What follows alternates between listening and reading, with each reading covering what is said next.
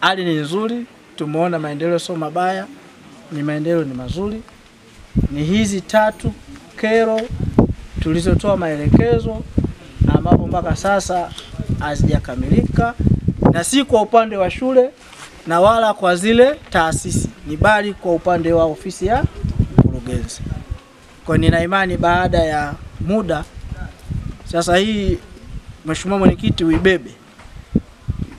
uibebe baada ya wiki 2 ama wiki 3 tutarudi hapa na kamati ya siasa kuja kuona hii barabara imetengenezwa kwa maana ya TARURA, lakini umeme umeingizwa kwa maana ya TANESCO, pamoja na maji yameshaletwa kwa maana mfumo wa maji. Tunaendelea kuwapongeza na wasimamizi wa miradi mingine kama hii hapa Usupilo, isipokuwa miradi kama hii inahitaji kutunzwa.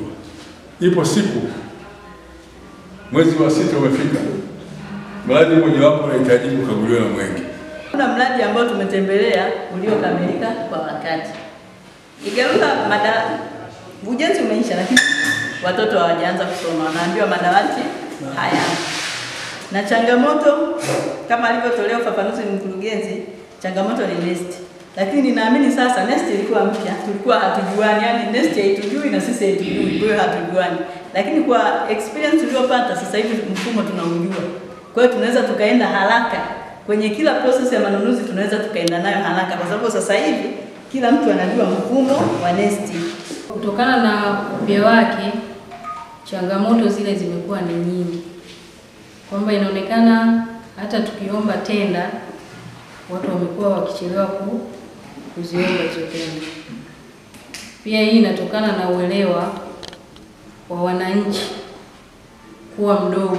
Mafundi wengi wapo lakini hawajajiunga katika mfumo wa nesti. Na katika maelekezo ya serikali inapaswa tutumie nesti. Kwa hiyo pia ni changamoto ambayo inatufanya miradi yetu iweze kuchelewa. Lakini tumeendelea kwa kweli kuhangaika na kutumia njia tofauti. Mfano hata pale hospitali ya wilaya ambapo ilionekana kwamba yule mzabuni aliagizwa vile vifaa lakini hakuweza kuvikamilisha vyote kwa wakati. Hatua iliyofuata ni kwamba ilitangazwa tenda nyingine na vifaa vinategemewa kufika ili mradi uweze kukamilika.